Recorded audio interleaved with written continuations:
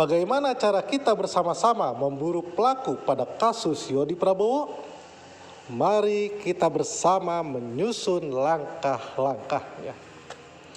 Sebelum menyaksikan tayangan ini, alangkah lebih baik apabila pemirsa sudah menyaksikan tayangan menelusuri jejak kasus Yodi Prabowo bagian pertama, paparan barang bukti, agar memahami jalan cerita ini. Apabila penyidik menggunakan metode scientific identification dalam mengungkap kasus ini, kita gunakan metode dari pelajaran matematika kita dulu saat kita di sekolah dasar, yaitu logika sederhana. Semua dari kita tentunya sudah memahami dan mampu melaksanakan langkah-langkah selanjutnya dalam mengungkap kasus dengan metode ini. Kalau istilah logika sederhana kita anggap kurang keren, mari kita ubah ke bahasa Inggris menjadi metode KISS. Keep it simple, stupid. Buatlah sesuatu yang dianggap sulit menjadi sederhana. Bahwa untuk mencari benang merah antara korban dengan pelaku, sebagaimana yang sudah kita pahami adalah dari motif dan skenario atau kronologi. Dan kita sudah menelaah fakta-fakta yang didapat dari kondisi korban, barang bukti, keadaan tempat penumpukan jenazah, informasi yang telah diuji kebenarannya, motif sementara yaitu karena korban ingin bertobat dari perbuatan buruk sehingga ada yang merasa dikecewakan. Kemudian dari keterangan ahli dan hipotesa awal. Maka dapat kita kenali ciri-ciri terduga pelaku. Ingat, ini baru terduga pelaku. Sebagaimana kita ketahui bersama bahwa dalam kasus menghilangkan nyawa orang lain, berbeda tentunya dengan kasus terorisme. Pada kasus terorisme, seseorang yang baru diduga sebagai bagian dari jaringan teroris dapat ditangkap. Seperti yang terjadi pada pemilik konter HP tempat saya suka isi pulsa dulu di Jalan Anggrek Sumedang. Tiba-tiba ditangkap karena diduga teroris, yang bersangkutan memiliki uang 1 miliar di tabungannya, lalu beberapa hari kemudian dilepas lagi karena tidak terbukti. Silakan di-search beritanya. Baik, kita lanjutkan metode logika sederhana kita atau metode KISS. Dari motif dan cara bertindak lawan, pada kasus meninggalnya almarhum Yodi Prabowo dapat kita kenali ciri-ciri terduga pelaku, yaitu pernyataan pertama. Jika korban Yodi Prabowo meninggal dunia dengan pisau yang dibilinya sendiri, maka dapat diduga pelakunya adalah: pertama, kenal baik dan atau sangat kenal baik dengan korban. Kedua, bisa jadi pelaku sudah biasa menitip barang ke korban. Ketiga, bisa jadi pelakunya adalah orang yang sering bersama korban. Itu dari pernyataan pertama.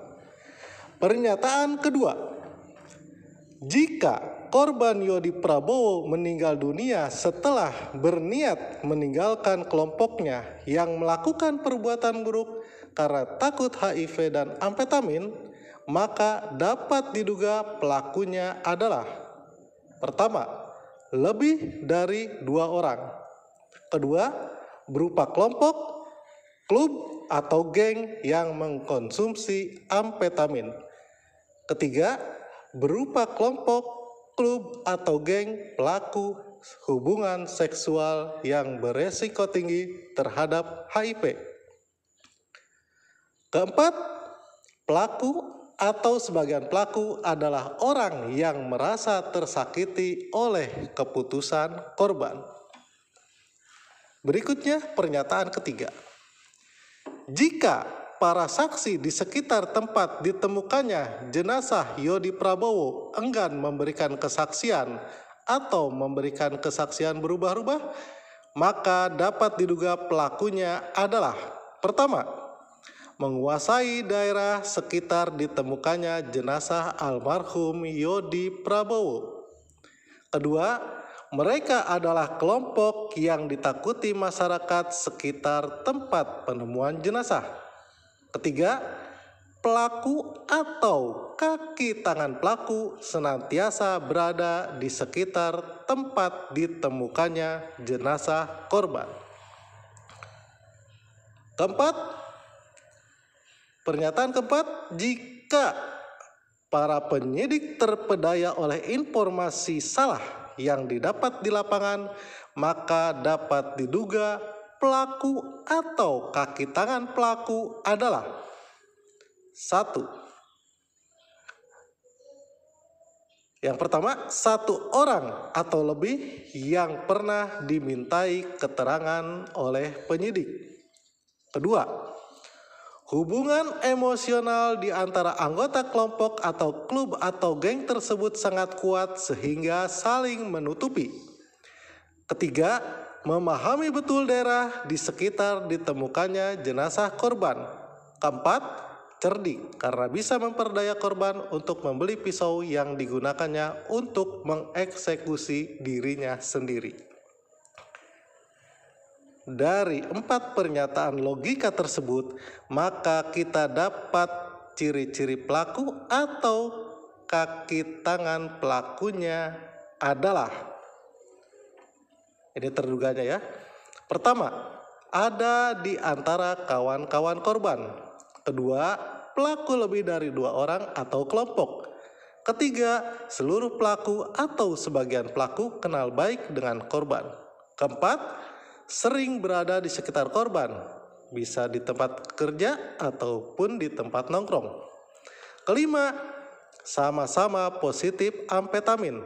Keenam, orang yang dikecewakan oleh keputusan korban.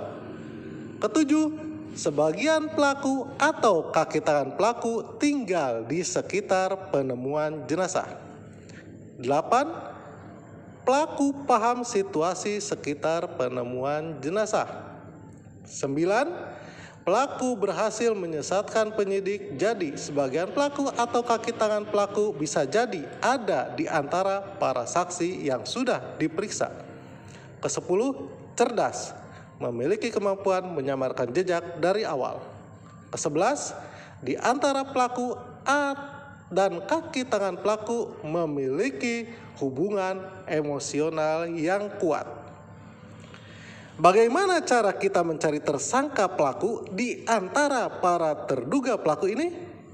Mari kita bahas dalam tayangan berikutnya dengan matematika sederhana operasi himpunan. Bagaimana cara kita